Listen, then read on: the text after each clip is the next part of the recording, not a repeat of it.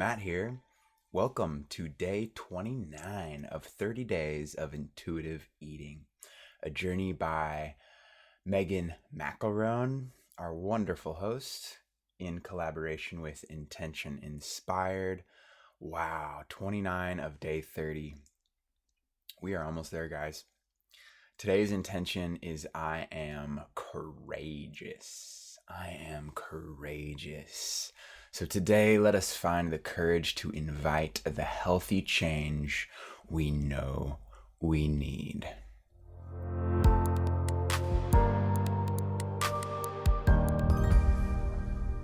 Thank you so much for taking time out of your day to be a little more intentional when it comes to intuitive eating and beyond. Let's dive right in with our host, Megan, as we explore how to cultivate that courageous intention into our intuitive eating and beyond.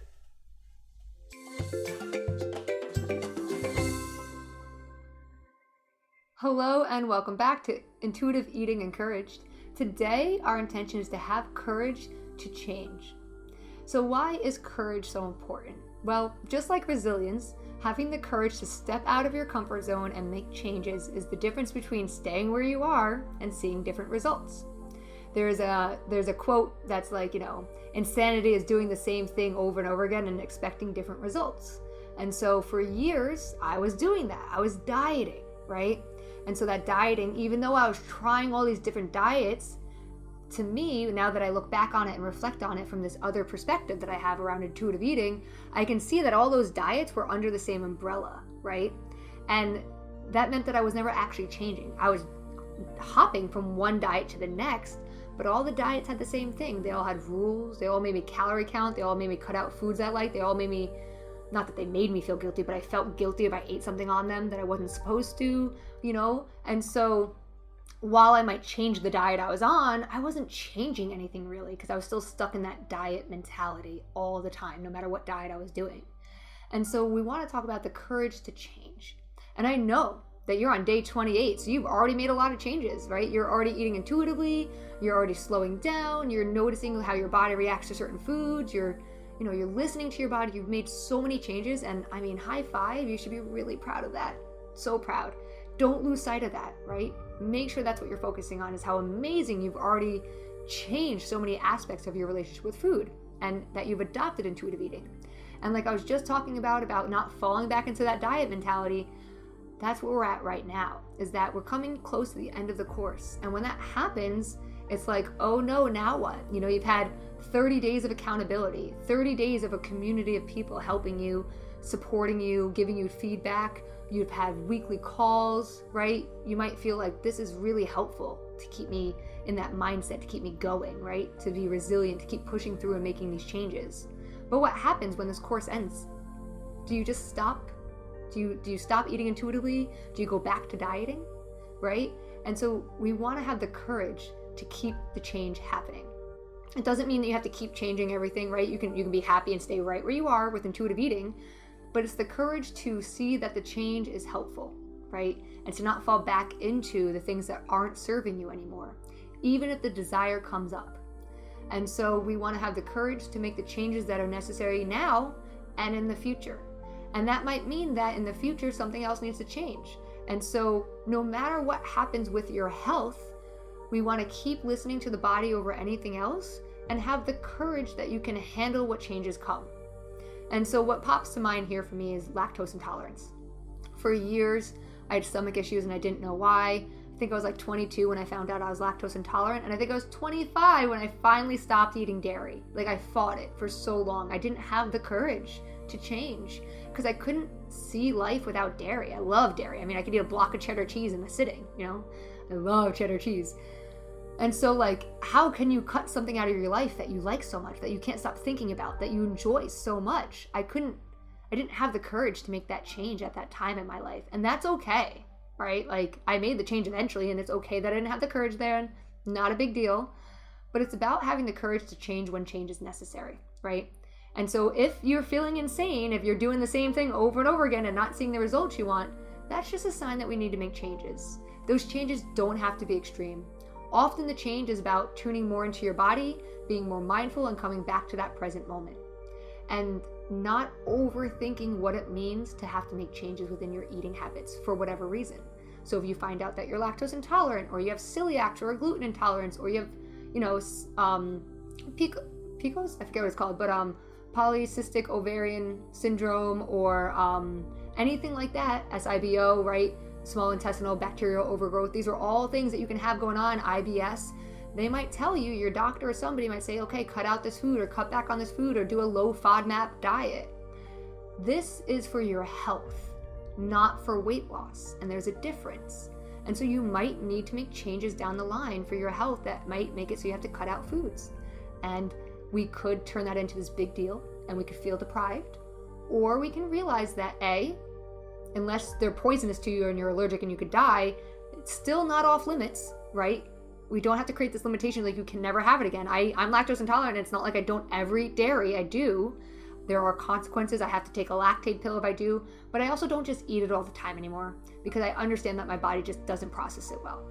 And so today's lesson is about having the courage in the future or now to make the changes necessary for your health, not for weight loss and not for deprivation and quick weight loss or anything like that, right? We want to keep eating intuitively, but we also want to be courageous and take care of ourselves. And so if your body needs change, if your body can't handle a food anymore, if you have an allergy to it or something, we want to listen to the body. We want to listen to the body without going to the extremes in our mind of this is my only chance to have this food, I can never have it again because I'm allergic to it or something, right? So have the courage to change going forward without falling back into that diet mentality. Trust that your body is telling you what it needs, and that if you give it what it needs, what it's asking for, you're going to feel pretty awesome in your body. All right, that's the end of today's lesson on being courageous. I hope you have a great day, and I'll see you in the next lesson.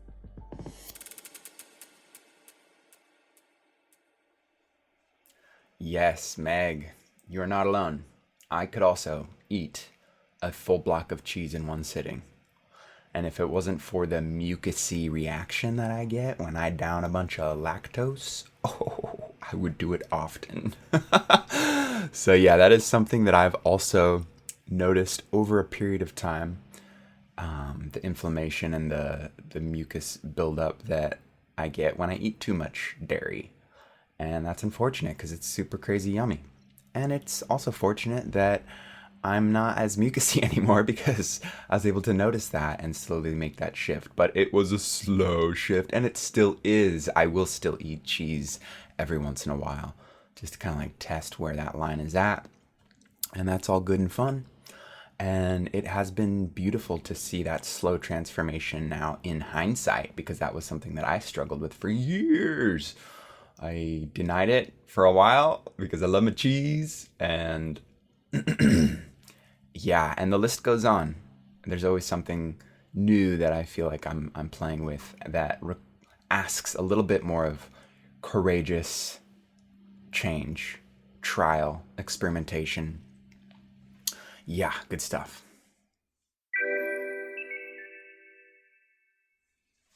All right, our final healthy habit for this week is plate crowding. And plate crowding is to help us never feel deprived again, where we just have like an array, a spectrum of foods as opposed to just like one food group. By plate crowding, we get to be healthy and happy because, like, think about it like this. If you want a piece of pizza for dinner, you could eat 1 to 2 slices to feel satisfied, but maybe that isn't enough to feel full. So by adding like a healthy salad or some protein, you get a balanced meal and crowd out the need for that 3rd, 4th, 5th, 6th, 7th slice of pizza.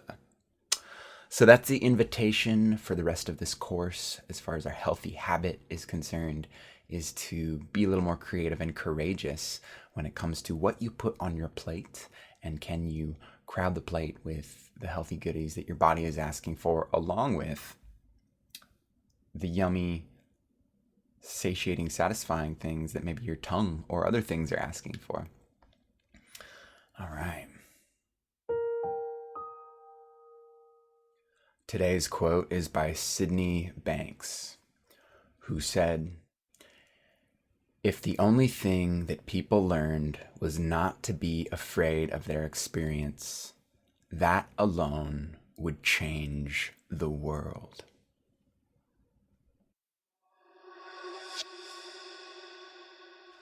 All right, today's journal prompt is to ask yourself, how can I welcome the courage to change? So maybe take a moment to reflect on how you might want to change. Maybe you already know. Maybe it's already an intuitive guttural, visceral feeling of change that you need to make. Whatever that might be. Go ahead and hit pause and give yourself a moment to journal on this. How can I welcome the courage to change?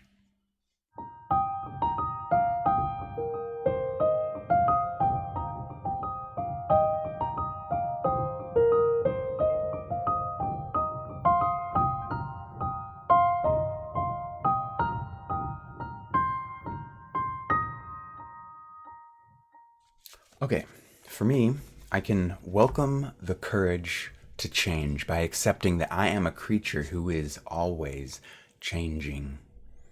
The future is unknown. So how can I embrace this unknown with the courage to let go of who I was and who I think I am? To allow fertile spaciousness so that I can more fully blossom into who I am now and who I will become. Surrender and trust. Take courage, yes. And I am here for it.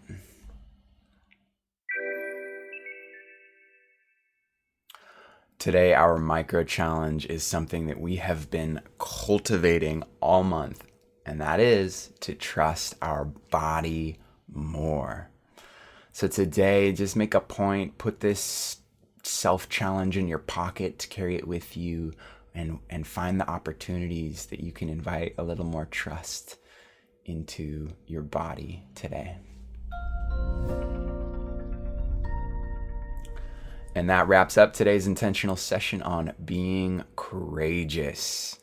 Yes, this intuitive journey is a courageous one, definitely. It's a lot of letting go of control, letting go of knowing, but to find the peace that comes with that letting go and that trust, yes, please, worth it.